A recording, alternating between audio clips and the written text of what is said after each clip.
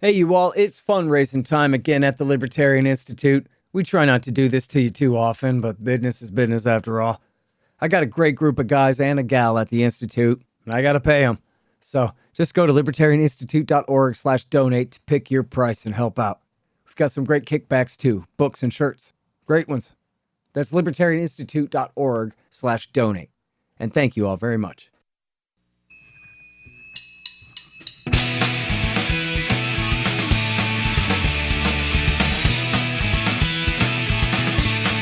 All right, y'all, welcome to the Scott Horton Show. I'm the director of the Libertarian Institute, editorial director of antiwar.com, author of the book Fool's Errand, Time to End the War in Afghanistan, and the brand new Enough Already, Time to End the War on Terrorism. And I've recorded more than 5,500 interviews since 2003, almost all on foreign policy, and all available for you at scotthorton.org. You can sign up for the podcast feed there, and the full interview archive is also available at youtube.com/Scott Horton Show. All right, you guys, on the line, I've got Dan Cohen. He's got a new project called Uncaptured Media, and welcome back to the show. How you doing, Dan? Hey, good to be back. Been a while, but happy to be back with you, Scott. I'm good. Yeah, man, good. And everybody, you remember Dan, he and Max Blumenthal together did that documentary Killing Gaza about the war in 2014. You've got to see that, man. I know I've recommended it a lot of times, but that's one to show your right-wing brother-in-law too, because it's just interviews of Palestinians stating their case, and it's one that your right-wing brother-in-law ain't never got to hear before, I promise you. But anyway, I don't want to spend too much time on that, but just to remind you guys the greatness of this guy's work in the past here. Now, and also I watched 90-something% of the documentary that you just put out, or this investigative or whatever on-scene reporting that you did out of Haiti the other day. And I know that all hell's breaking loose there. I know there are calls to send in American troops to make everything better. And we're going to talk with Daniel Larison later in the show, wrote a piece about why not to go along with that. But, I'll just, if it's unfair to anyone, I apologize. But I'm going to start with the premise that nobody listening knows anything about what's going on there any more than I did before I watched your thing. I know there's been a lot of news. I just have not been keeping up with it. It's all good. Back burner this whole time. So go ahead and fill us in entirely. Who's the president? Who's trying to overthrow him? Why is America on the bad guy's side, et cetera? I think the easiest place to start is basically July 2021. That is when the president of Haiti, Jovenel Moise, was assassinated in his home in the middle of the night by a Colombian gunman. And that has just been essentially an unsolved mystery, though there are clues about the involvement of not only the prime minister who has basically taken power. So the president was assassinated. The prime minister assumes power. His name is Ariel Henry, and the U.S. has there's evidence basically implicating them too. They have not allowed evidence to come out suggesting they're trying to cover up their role. So this president gets assassinated. The U.S. anoints this guy Ariel Henry as the unelected prime minister, and he's been in power ever since. He's incredibly unpopular, and the U.S. very much knows that, and currently is in the process of basically transitioning him out and replacing him with the opposition, which is just as dirty and corrupt, and are also tools of the U.S. And that group is called the Montana Accord.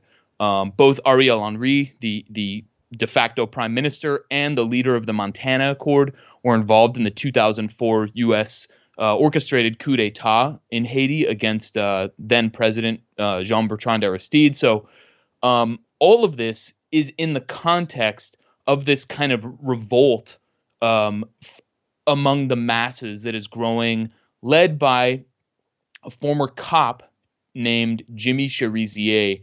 His nickname is Barbecue. And if you Google Barbecue, you'll see that, he's just the worst guy in Haiti, according to the New York Times and the Daily Beast and all the mainstream rags, that, he's a mass murderer. He's committed all these massacres.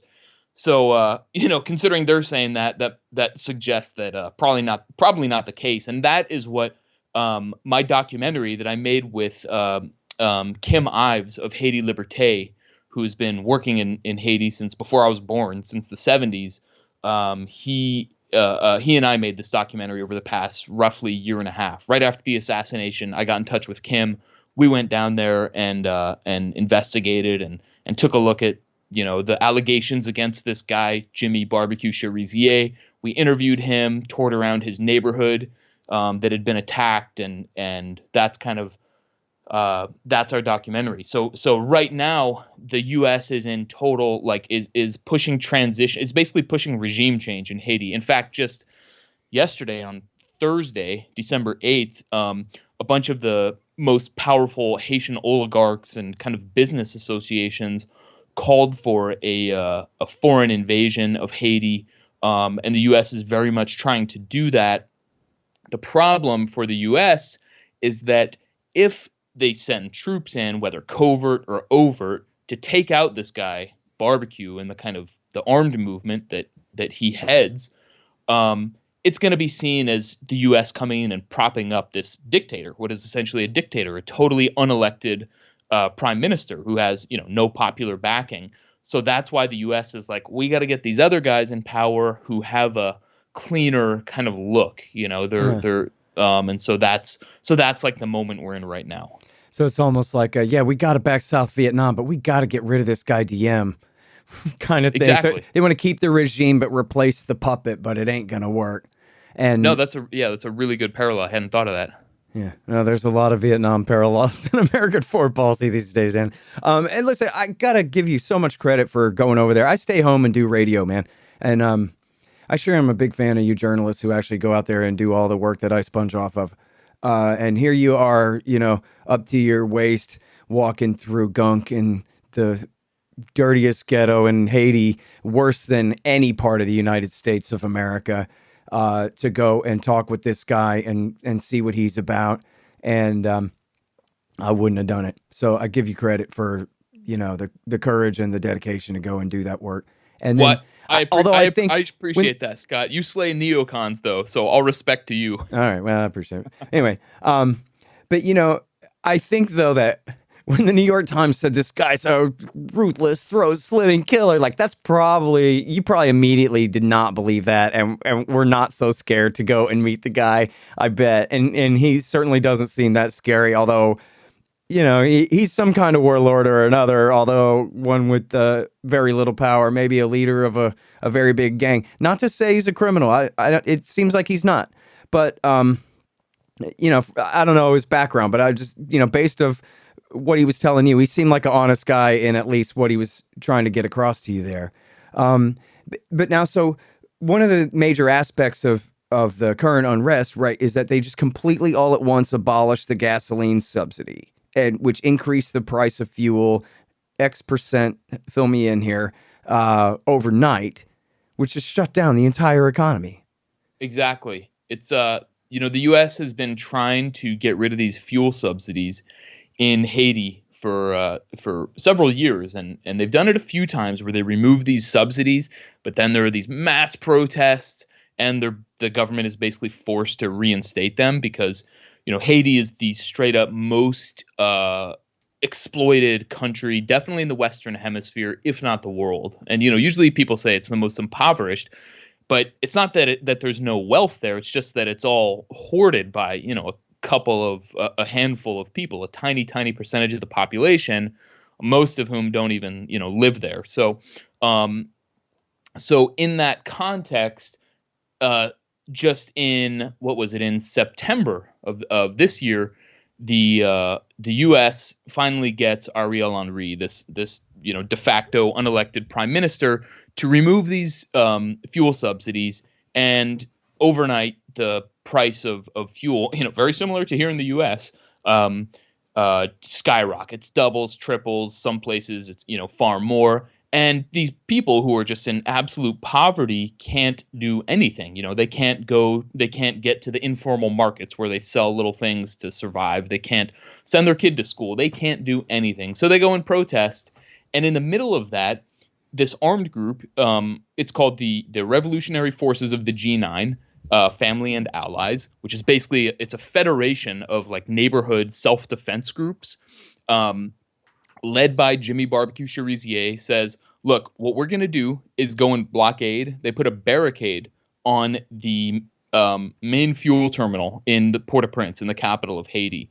And they said, look, if this fuel terminal is only for the ultra, ultra wealthy and none of us, 95% of the population can't use it, then this is not a fuel terminal for the country. So no one should have this. So they blockade it, and it immediately, then the whole kind of mainstream media in the U.S. and the government and all the oligarchs in Haiti say, oh, we got to take this guy out. He's the worst. He's a monster. And they had been, planning this for a while. So the U.S.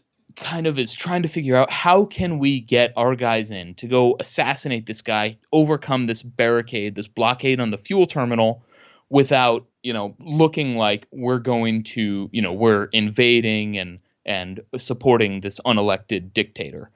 And so they've been trying to have like the UN do it. They went to the UN Security Council with 2 resolutions. One of them was for sanctions on Chérizier, which the U.S. already had Magnitsky sanctions on him over a totally fabricated massacre called the La Saline Massacre, which we investigate in our documentary and I've also written about. So they get sanctions, international sanctions on him. And then the U.S. and Mexico actually authored a UN resolution calling for the UN Security Council to deputize a member state to carry out a military intervention or invasion, more accurately put. And that ran into opposition from Russia and China and kind of sputtered out.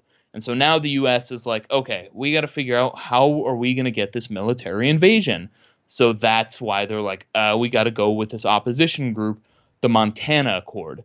And so as they're, kind of shifting towards the Montana Accord, beginning this whole regime change, the U.S. and Canada sent armored vehicles to the Haitian National Police, which are a very anemic force. And that allowed the Haitian National Police to overcome that barricade. So I think on November 7th, about a month ago, the barricade was overcome, and that fuel terminal, which is one of 3 in Port-au-Prince, started flowing again. So that barricade was overcome, and now it's, back to there's no fuel subsidies, so people can't afford anything, but the protests have died down.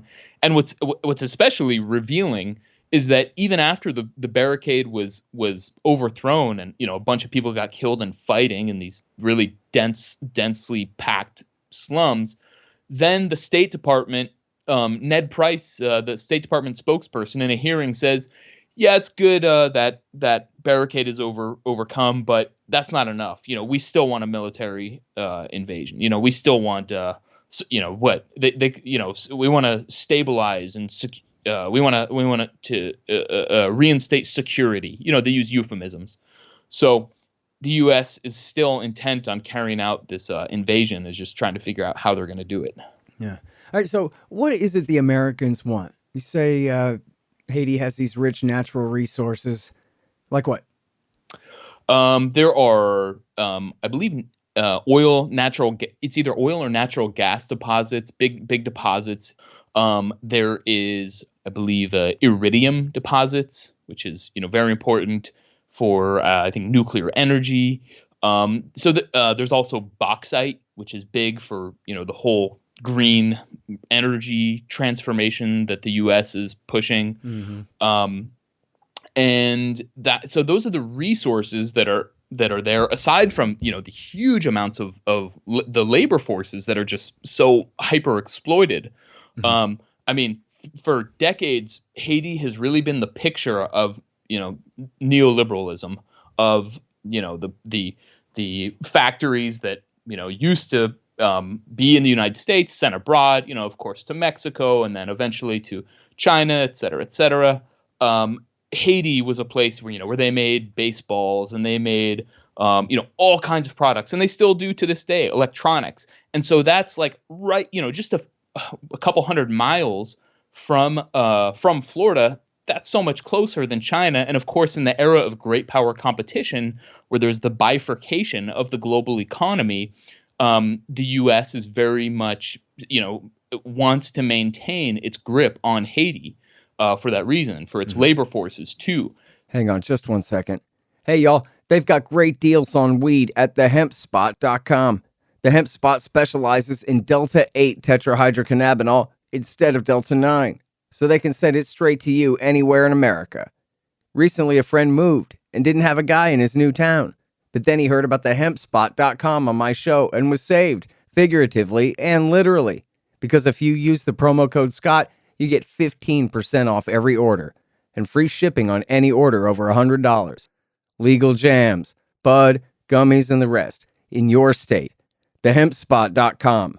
Spell the THC. Hey, y'all, Scott here. Let me tell you about Roberts & Roberts Brokerage, Inc. Who knew? Artificial bank credit expansion leads to price inflation and terribly distorted markets. If you've got any savings left at all, you need to protect them. You need to put some, at least, into precious metals. Well, Roberts & Roberts can set you up with the best deals on silver, gold, platinum, and palladium. And they've been doing this since 1977. Hey, if you just need some sound advice about sound money, they're there for you too. Call Tim Fry and the guys at 800-874-9760. That's 800-874-9760. Or check them out at rrbi.co. That's rrbi.co. You'll be glad you did.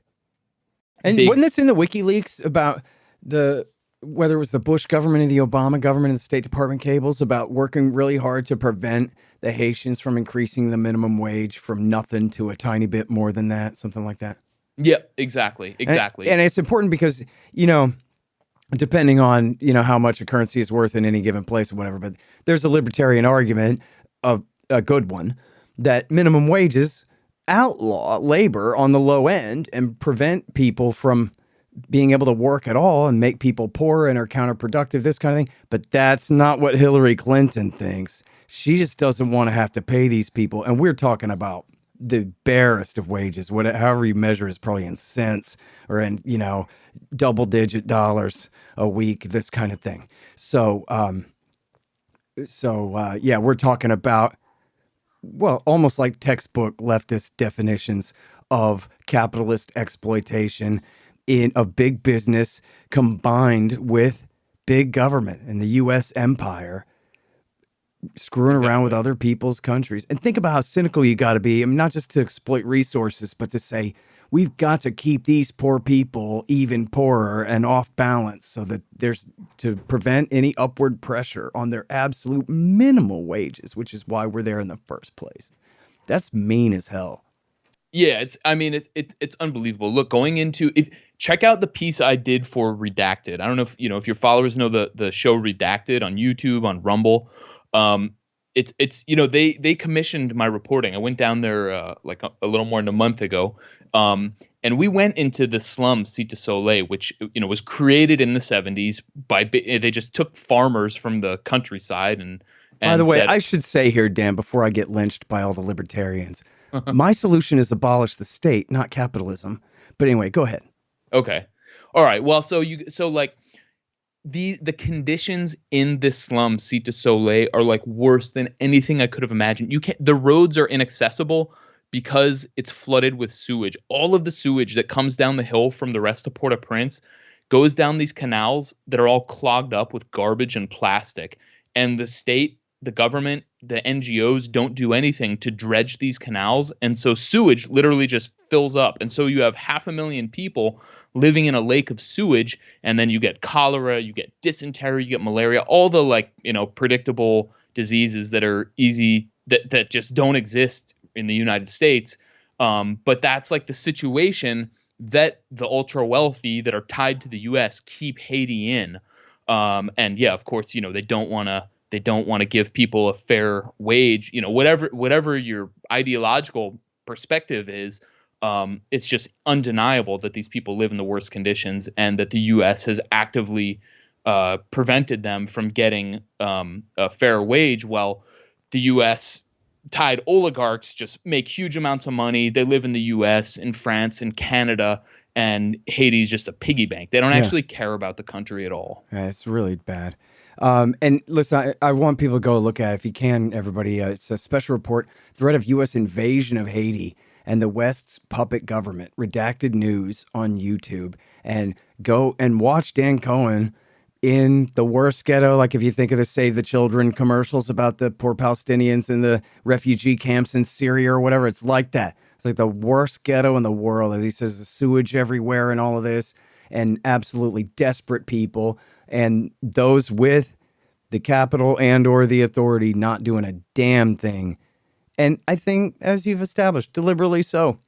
There's another weakness of where libertarians can be kind of blinded to the evils of the neoliberals, who pervert our ideology and implement it in this evil imperial fashion. And people say, well, listen, sweatshops are bad, but it's better than child prostitution or these kids like digging in a garbage dump to survive. So you got to start somewhere and that kind of thing. And that is fine as long as we're just talking about theory and we're talking about, mankind, all of us are coming up from nature right here, we got to start somewhere. But you always have to ask, what did Uncle Sam do to keep that country so poor and those people so desperate that these are the choices they're making? America is not the good guy around here. And, you look at not just the invasions, but take, like, for example, the coup d'etat in 75 or whatever in Indonesia. They placed Suharno with Sukarno, whatever. And he just immediately goes to war. Right. Starts destroying his own population and all of this stuff. And now you're going, hey, they're better off in a sweatshop than a garbage dump. It's like, yeah, but that's all Gerald Ford's fault. And you have to start with that, Right. Yeah. I mean, maybe I think an important thing to understand about why Haiti is not only important, in itself, but it's kind of the U.S. sees it as a model for the world in a way, because in 2019, the Trump administration passed. This is really the deep state. This isn't just Trump. It's something called the Global Fragility Act, and this is all in the era, in the context of great power competition and the 2017 National Defense Authorization Act, National Security Strategy. And the Global Fragility Act is all about shoring up U.S. control and, not ceding it to Russia or China in the era of great power competition. And the U.S. has a list, and this is public, of several countries that it wants to apply this Global Fragility Act, which basically just means, Obama-style covert operations. And Haiti is the very first one. So Haiti is like kind of, at risk of being lost from U.S. control. And so they're like, all right, we're going to try it in Haiti.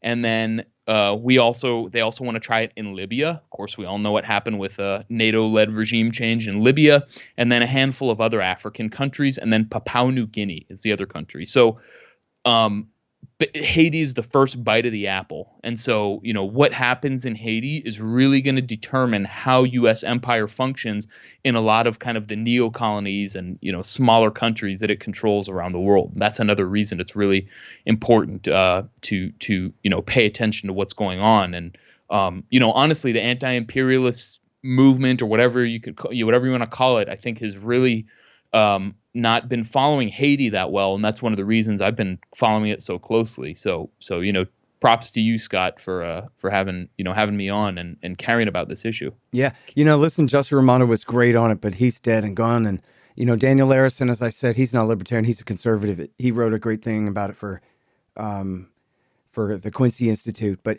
it's it's just complicated, and you got to learn all new names and all these things. It's a whole project, and totally it can be very difficult. And that's my cheat sheet, is this great radio show. I get to interview all you guys who are experts on all this stuff and pick up the most important points from this wide variety of experts. So, but one thing to end up here, and we almost got to go, but it's so important to note that it was the United Nations baby blue helmets back in the W. Bush years that introduced this cholera epidemic into Haiti that persists to this day.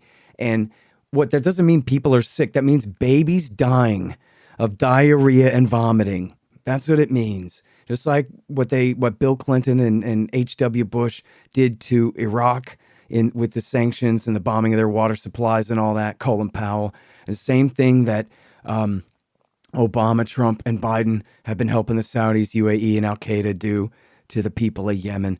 This is what the baby blue helmets did in Haiti in the name of saving them. And you're talking, what, tens of thousands of deaths. I just saw a thing about this the other day where I'm sorry, it wasn't Doctors Without Borders, but it was some doctor NGO lady talking about the absolute levels of grief created here. And here we are talking about almost, 15, 20 years later, something like that. It's still going on there, huh?